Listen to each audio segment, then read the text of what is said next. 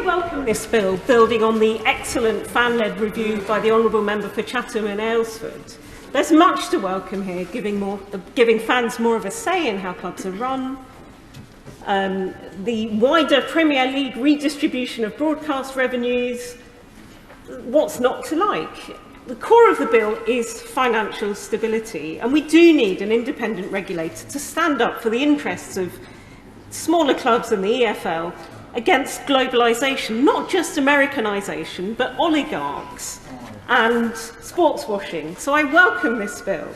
But of the Crouch recommendations, the government has opted out of action on equality, diversity and inclusion, regrettably, I think.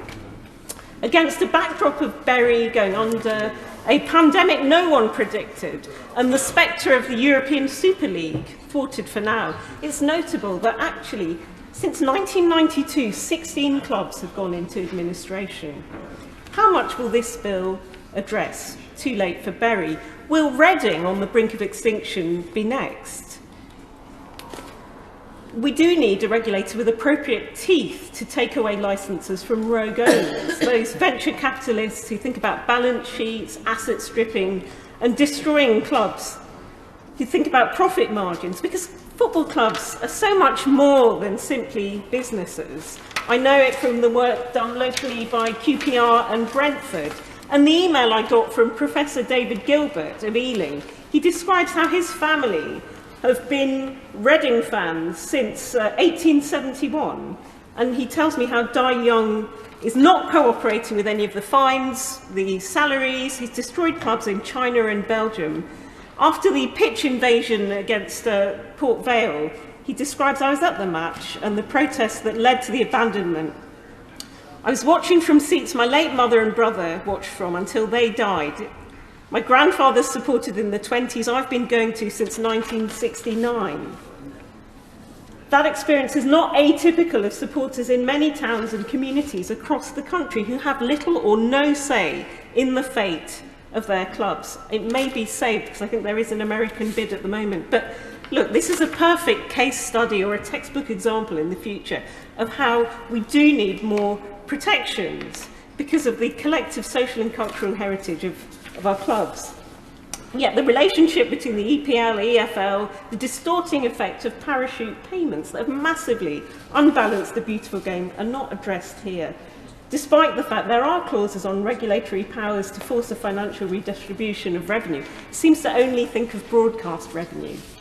And it would be easy to knock the Premier League, their hospitality to MPs. They're in here late last night, wining and dining people. Their attempts to push the free market. But I have to say, in recent years, our clubs have done us proud in Europe. 2019, 2021, 2023, an All-England final. They have sort of changed the reputation from the 1980s when I first remember football. It was synonymous with fans behaving badly, racism, hooliganism, violence. They've cleaned up the act there. All those things, soft power, tourism. But I worry that the value of the FA Cup, which used to be such a big thing, is being lost with all these European competitions. And we need some sort of transparency and consistency, a clear system on points deductions. Why Everton falling foul repeatedly, not Man City? Why the mismatch between different systems, different leagues? So I welcome the focus in this bill on the football pyramid, which often seems, as Diana Ross would say, upside down.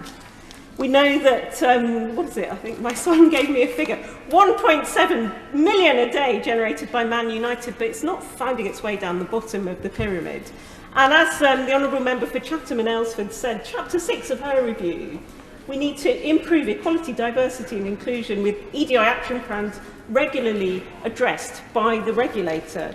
Completely missing from here. We know that there are gaps in leadership, ownership, management, and who would benefit from this? Players, parents, referees.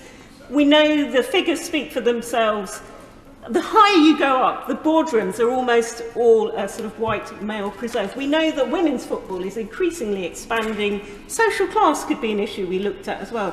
How else are we going to kick it out, as the anti-racism charity is called? Even from a business point of view, every other sector, civil service, local government, banks, wherever you go, EDI is central. Shouldn't be seen as an add-on with this patchwork of different systems and plans. We need a level playing field on this one. And again, there's figures from Kicking Out of how racism, misogyny, offline, online, they're all up. So we need a proper regulatory framework for these. I feel we have missed a trick. Also, the word fan in this 140-page bill appears only 16 times. It has stopped short of the golden share veto power that the Honourable Member for Chatham and Aylesford recommended. This is fundamentally about finance, but we've heard about the ending of FA Cup replays. Brentford, locally, they did well out of this a few years ago. Now they're in the Premier League. They're all for banning replays. This needs addressing because it's a big financial incentive to the smaller clubs. There will be resistance to change, and there is this issue of top teams in tournaments. It's a problem. Let's not kid ourselves that the FIFA Club World Cup expansion doesn't have Super League-style motives at its heart. So although that's gone, I think it's trying to come back in disguise. Also, the proposed Champions League reforms, I know they're rejected for now, but let us be wary of all these things. There'll be resistance to change, but we do need a truly independent regulator, as the Football Supporters Association tell us. I welcome this bill, but there is a missing bit. When you have Joey Barton on women pundits or saying they should be banned from ITV, John Yems, the awful things he said, the N-word, curry munchers. Anyway, look, I welcome this, but there is a bit missing, and I'd like to say the Sports Minister is excellent on this. He went to Qatar with a rainbow armband. Maybe he can tell us in his summing up what he'll do to address this.